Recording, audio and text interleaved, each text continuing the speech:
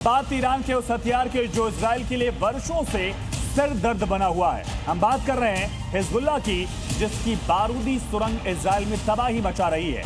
इन बारूदी सुरंगों में घातक हथियारों का जखीरा है जो इजराइल के लिए मुसीबत बन गया है। हिजबुल्लाह की इन बारूदी सुरंगों पर देखिए हमारी स्पेशल रिपोर्ट।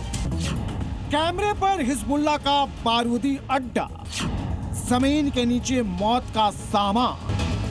इस बारूदी सुरंग में जैसे जैसे अंदर घुसते जाएंगे, हथियारों का ऐसा जखीरा मिलता रहेगा जो आपके होश उड़ा देगा। यह सुरंग एक अबूझ पहेली की तरह है। यह सुरंग ईरान के दोस्त और इजराइल के दूसरे नंबर के दुश्मन हिजबुल्लाह के लड़ाकों की है।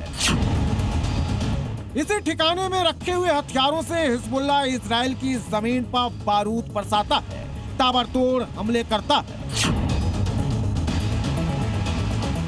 इन्हीं सुरंगों में छिपा है हिजबुल्लाह की ताकत का राज।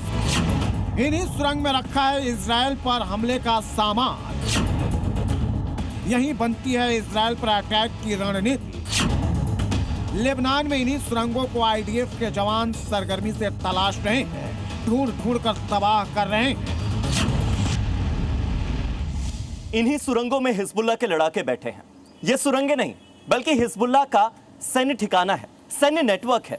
और इन सुरंगों में तमाम वो सुविधाएं मौजूद हैं जो किसी देश के आर्मी के कमांड सेंटर में मौजूद होती हैं। ये कोई आम सुरंग नहीं है, इसे आप सैन्य कमांड सेंटर कह सकते हैं, क्योंकि ये सुरंगें हिजबुल्लाह के सैन्य बुनियादी ढांचे का महत्वपूर्ण हिस्सा है। इन सुरंगों में हिजबुल्लाह की मिसाइलें, रॉकेट लॉन्चर, बम बारूद, योजना बनाने के लिए कमांड सेंटर।